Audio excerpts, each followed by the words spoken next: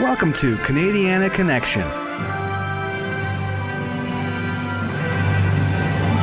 where we celebrate Canadians everywhere with your host, Pat Williams.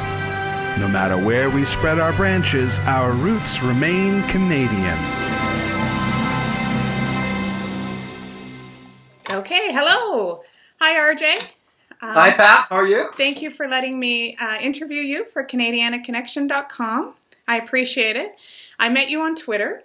I guess I followed you, and you sent me a link to your story that I posted on the site earlier this month about Santa Claus getting in the back of your cab one Christmas Eve and asking you to drive him to Vernon. And I thought it was a great story. I love your storytelling ability, and I really enjoyed the fact that you did it for your nephews, right? Yes, basically, it's a real story. First of all, I really did drive an older fellow down to Vernon on Christmas Eve. So it's kind of a stretched story, you might say, but many of the details are true in the story, So it's not like a big lie or anything. I really did drive cabs up there, and basically. Let me ask you this: Are your nephews? Do they live in Vernon, or do they live in British Columbia? No, they live in Alberta and British Columbia. I have a sister in Alberta, so I have like two nephews there. But they're older now. Like, this is a few years ago when they were 14, 13. It's like credible, but it's still credible. Adults can listen to the story and believe it. Oh, I loved it. Were you in Germany at the time, and that's why you did the story for them through YouTube? Is that how you... Yes. Basically, I've been away from Canada for a long time. I left Canada in 91. I had a business in Kelowna. I had a delivery business, and I sold that. And I came to Germany, basically, to discover my roots, I guess you could say. And also, I had a father over here. My real father was over here. And... that's basically the reason I came over. So you just decided one day that you needed to understand your roots a little more and picked up and just went? Did it take you a long time to come to that? Yeah, it wasn't all that simple. I ran the business for like 7 years in Kelowna. And, there's a time when you just want to do something else. You want to have a change in your life. I've lived in a lot of places in British Columbia. I've lived in Victoria. I went to University of Vancouver. I've lived in the Lower Mainland in Abbotsford, Chilliwack. I've lived in the Okanagan Valley and the beautiful Kootenay Valley, which I love. I love Nelson. Basically, I've just been all over BC, and I still have a brother there, by the way, who's into reforestation and stuff like that. I wanted to have a new experience. I wanted to find different things and do different things. So I came over here. Did you go over there with the intention to just have a long-term stay? Or did you move with the intention to know that this many years later you'd still be living there? Actually, no, I didn't think I was going to stay. I thought I would come back. But I haven't just been in Germany. I've lived in Holland for a while. And just to try things, actually, that's an interesting story of its own. I once wrote a short story in which the scene was in a little town called Bergen op Zoom. It's based on a dream. And in this dream, after I investigated, I found out, there really is a town called Bergen op Zoom. Really? Yeah, Holland. It's in Brabant. It's in the south. It's more south than Roosendaal. So I decided one day I'm gonna go and see if what this is. This was like a dream about being in a place where they sell fish burgers and all this kind of stuff. Anyway, I drove through that town when I lived there, and it was roughly what I saw in the dream, So, but I've also lived in Portugal, and I'm just back here now. I've lived in Freiburg in the south of Germany, which is a totally different atmosphere than here.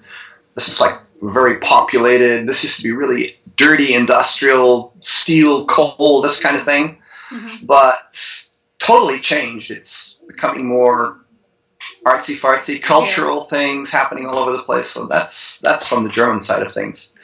Yeah. Now, what are you doing in Germany? Was it easy to immigrate there? Was it difficult? Is it the same here where you get a visa? Well, did you have to be sponsored? Pat, it's like this. I kept my German citizenship over the years. Because your father was German? Yes. I'm a German citizen. I emigrated to Canada when I was a small kid. Okay. So you were born in Germany? Pardon? You were born in Germany, emigrated to Canada, and then went back to Germany. So are you a dual citizen? I don't know about dual citizen. I don't think so. But I think once you live in Canada for over 25 years, you're automatically a citizen. I'm not too sure about that, but in any case, I did always retain my German citizenship. So when I came back, it was not a problem. I don't have to re-register or anything. So now what do you do in Germany? At the moment, I'm just basically working on a lot of songs. I had a performance on Sunday, which was fun. It's like the first live one I've had in 3 years. So you're a musician? Pardon? You're a musician? I'm an amateur musician, okay? I'm not, I'm 59 years old, so I'm not really looking to compete with Justin Bieber or anything. It's just a fad that there's late bloomers, Pat. Well, I was going to say, us older women need sex symbols, too. Yeah, well, okay, I'll buy that. No, but seriously, in the last 5 years, all these songs have been sprouting out of my brain. It started with doing the stuff for my, my family, but it just grew. You get views from other people, and you get compliments here and there, and yeah, so I've just kept at it, and now I'm getting I do a birthday party or a little stuff here and there, so it's... Is that where the pirate comes into things? I see a lot of pirate speak on Twitter. Yeah, well, I'm schizophrenic, basically. No, it's like I decided when I came on Twitter, you can't just go on Twitter and just babble about this or that. You have to be some kind of a character. And I thought, well, what kind of character could be able to criticize things from from a different point of view? So, yeah, without really without hurting people or without being nasty, but to kind of poke things at people and say, well, wake up and is this really the truth and stuff like this. So that's basically why I'm doing the pirate character. I love doing the pirate character, although I think probably it drives people nuts sometimes. Well, I sometimes I have to read it twice and say, "What's he say?" Because I don't do pirate speak, so it takes me a little while to understand it. You will, Pat. You will. Don't worry about it. Okay. Okay, it'll catch on eventually if I read your stuff enough. Do you speak German? Yes, I do. So do you sing in German or English? I have songs in both. I have, in fact, the little jubilee that I went. I have the great honor of playing for the mayor of Dortmund. The North Rhine-Westphalen member of parliament was present, and some other big folks. Yeah. So it was like a small, closed occasion, but I had the honor of being invited there because I happen to know this lady. I call her Madame Guise, which is not her real name, obviously. But she has connections, and so I ended up playing for these people, and it was marvelous. We sang Christmas carols together, and it was just... The end of the second video is beautiful. I just love it. Oh, there's a video. Yes. What is it called? I think it's called SPD Jubilee Performance. That's what it's called. There's first part and second part. Like I played 2 sets. I played 2 of my originals, and then I played The Night They Drove Old Dixie Down. Oh, I like that song. And in the second set, I did 2 more. I have one funny original, which is like about a Russian guy waiting in the supermarket line, and he can't get through with his beer, so he drinks it, and it's kind of like a spoofy thing. And then we sang just a short medley of Christmas carols, and I didn't even notice, like when you're up on, I didn't notice that people were singing along until I heard the video. It sounds real nice. It has some real kind of Germanic flavoring to it, like, wow, well, that's cool. And it was fun. People were really nice to me. Now, what else do? You sing? You also write, correct? Yes, I have 3 novels sitting here, which I have to print out. They were sitting at my sister's place all these years. So are they completed? Yes. Actually, I have a new one. It's like 14 chapters, which I wrote in Freiburg. It's called The Adventures of Uncle Farley, which if you turn around, is Ralphie, yeah. And that's 14 chapters. That's unpublished. I'm thinking about giving that to George and letting him publish maybe an episode a week or something. Now, who's George? It's basically about my adventures in Europe. Who's George? George is the Sky Kid. It's theskykid.com. It's a site for young talent. And it's exclusively for young talent. He does book reviews of coming-of-age books. Ah. He does. He reviews films on that same genre, and he has only young voices on his radio show. He has a radio show as well, which is 24-hour online. So It's kind of like an exclusive little niche. And is he located in Germany or? He's located in Europe. I can tell you that. It's like kind of a secret. But it goes through the States, like the editing and goes through the States. And I've just started, it was 2 years ago, I started writing little reviews for him, for his site. And in the meantime, I've done, about a dozen or so, which is like Grayson Chance, artists like Grayson Chance or Jack Vidgen, people like that, are fairly well known in the younger scene. And that's a lot of fun. I like to do that. So, I think he's going to come to Germany as well. Ah. Yeah. To meet you? No, he wants to study here. Yeah. Oh, so he is quite young too. He's a lot younger than I am. I think I'm not quite sure how old he is. I don't want to guess either. Yeah. It's embarrassing if he's too old. You're way off. But he's a lot younger than me, so like I'm 59. I think he's maybe around 40, 35, 40, somewhere in there. Oh, so he's going back to school. He's not going to school for the first time. Yes, he went to school in the United States when he was younger. Yeah. Mm-hmm. He's yeah. So can you give us a little of a comparison between where you lived in Canada and where you live now? What you like of each place and what you miss? Well, Pat, let me tell you, when I left Canada, I missed Canada so much. I missed Canada to tears. It's such a change. But I had been over to Germany a few times before that, so I know basically that it's way different. Basically, the area that I live in, the Ruhr area, is the largest populated area, I think, in Europe. It goes down to the Rhine, and it goes up this Ruhr River here. It's just like from day to night because Canada is still wide open, and you have lots of nature, and you have time for people still. Let's say, if you go shopping, or you have a lot more social interchange because there's still time to have that. But here, for example, when you go shopping, it's like you're pushed through, and it's not that bad. But have you ever been to Toronto? Yes, I have. Is it like that? Yes. It's worse. Okay. It's worse. It's like as a client when you go into a store. You're just, you're nobody.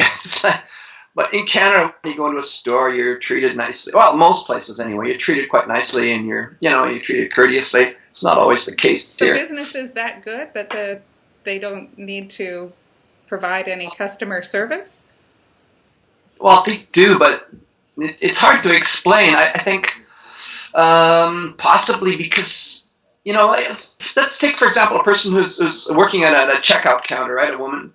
She probably puts through, I don't know how many thousands of people she puts through there in a day. Whereas in Canada, let's say at a Safeway store or something like that, I don't think it's quite that bad. Like there'll be breaks and stuff where she doesn't have that much to do. That's just one example. The other example is maybe traffic. Traffic is very, very heavy here in almost all areas. And so the associated evils that you have with that, So do you drive or do you bike or how do you... No, I'm a fanatic biker, and in fact, this is also part of my profile. I have driven across Europe 3 times on a bike. Really? Yeah. Yes. And the first time was in 95, 96. I rode all the way from the Ruhr area to the Algarve, where I met a German guy who had been living down there for a while. The second was in 2001, when I basically went to work there for half a year. And the third one was not that far. It was from Freiburg, which is more south, to that was for the European Championships. I went down to hang around with Michael at camping sites and stuff like that. Yes, I have a driver's license.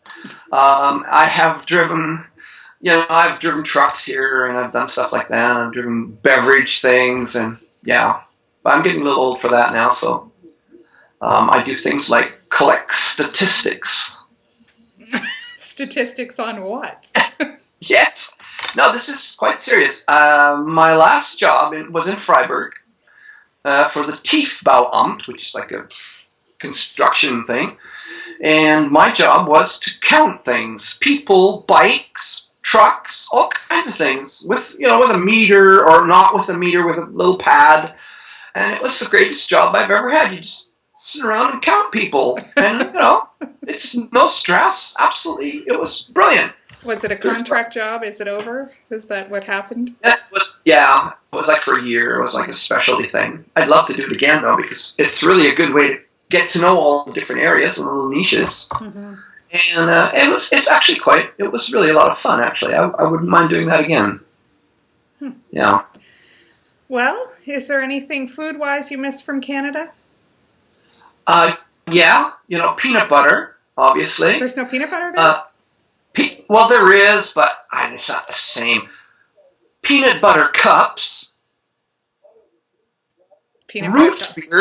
Root beer. Wait a minute, what else? What is that pink stuff called? That cotton candy? No, a drink. It's a drink. Oh. It's like a cream soda? What? Cream soda? Yes, exactly. You've got it. You guessed it. You win a prize, Pat. You guessed it. Those are like little things you don't get here. You get like ginger ale and stuff, but there's all kinds of, or craft dinner. Oh, you know what? Yeah.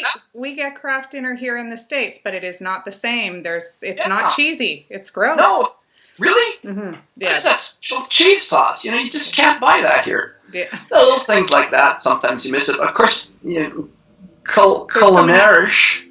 But there's so many other things that are probably amazing in Germany as well. Oh, sure. Like bratwurst and Bavarian wheat beer and whatever. It's like camembert cheese from France. And all. I mean, there's a huge amount of choice on what you really want. If you really want to dine fine, I guess you can sure do that here. There's also the Turkish population has moved in with their shish kebab things, or what do they call these things? Kebab. Oh yeah, yeah. Yeah.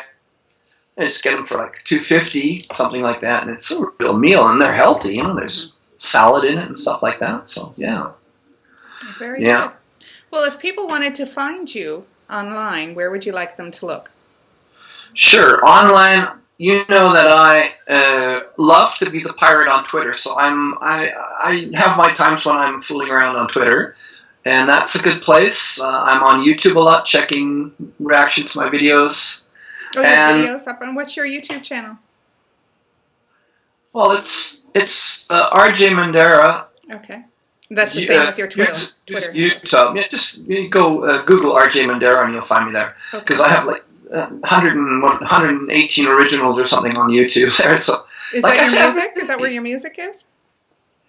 That's where most of my music is. I also have music MP3, which is free to download on SoundCloud, for example, or you can hear me on Twit Music. twittering, twit music, kind of an odd name for a site, but a twit like me, yeah. Makes music. Yeah. No, yeah, I'm all over the place. You Google RJ Mendera, you find like 50 sites or something. It's all you? Pardon? It's all you? As far as I know, yes. Yeah, sure. That's where I am most of the time, and I enjoy that. And Facebook, I have basically, with the contacts with my family and people I know a little bit. So yeah. You don't have your business page with all your musical information, where you're playing next, whether you do private shows. I have that on Gig'em. Actually, there's a place where you can post that, which is like an artist site. Oh. Okay. And yeah, there's like on Wikia, for example, I could do a page on that if I wanted to. Like Wikia, you can construct your site almost like a homepage. So it's not much. Had mentioned that on wiki.com that you were doing some historical pieces. What was that about?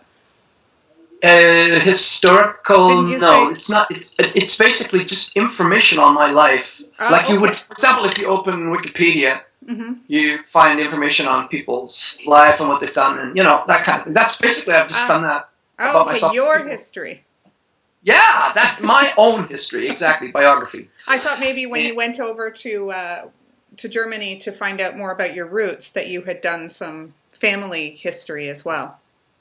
Pat, I looked for my father for a while, and I found him, and the truth is that my father had grounded several other families in the meantime, so it was quite a disappointment to realize that that he was not basically interested in the contact. But you get over that and you get on with your life. His loss, right? Pardon? His loss. His loss. Sorry, I don't. His loss. LOSS. Oh, he's lost. He's lost the relationship. Yes. Yeah. Well, I spent a lot of time looking for him, and when I finally did find him, the reaction was not positive. So that was disappointing. But yeah, sure. I have an aunt that lives over here as well, so not entirely. So I have a good neighbor, and I have good people in the house. So have you created a nice network of people there now? You've been there since 91, or over in Europe since 91, right? Yeah, sure. I still have some contacts in Freiburg, for example, and in Portugal. I have my friend in Portugal in Lisbon. And there's people in the rural area here that still know me as well. They don't come by that often. But basically, my friends, my what is that called? My nuclear circle? My nuclear family, right? Mm-hmm. I have to think about my English because I don't use it that often. So it's a good experience for me to talk to you. Yes, you speak English. This is great. Usually I speak English with like Dutch football fans or something. Yes. Yeah. By my nuclear family, there's one guy just right across the street there. He's a really good neighbor. He's from the Rhine. And then there's a lady upstairs who moved in the summer with her little kid, and that's the little kid. Don't tell anyone. The little kid is Curly Kid. Yeah, Curly Kid? That's my ship's boy. Okay. Because I'm kind of like sub daddy for him. Not in a way. I don't know. It's the way that is when he doesn't have a dad, right? Yeah. So he has a dad, but he's not there, and so that's kind of the game with Curly Kid and the pirate. Yeah. So what are your plans for the next year? I may actually move. I may move to a nicer location if I can get that done. I have some shows coming up and a little bit bigger in a theater. Mm-hmm. And yeah, I'm just gonna, I'm not gonna go Justin Bieber. Okay, I'm not gonna go choreography, anything like that. I'm just gonna keep my feet on the ground and and perform. See what comes along. So. Well, it's been lovely talking to you. It's been just great talking to you, Pat. I'm really happy that you took the time to contact me and that you liked the story. That's really cool. I love the story. I hope you do more. Yeah. Well, I might, once in a while I think of some interesting event, and I might do that. Well, thank you very much. It's been a pleasure. No matter where we spread our branches, our roots remain Canadian.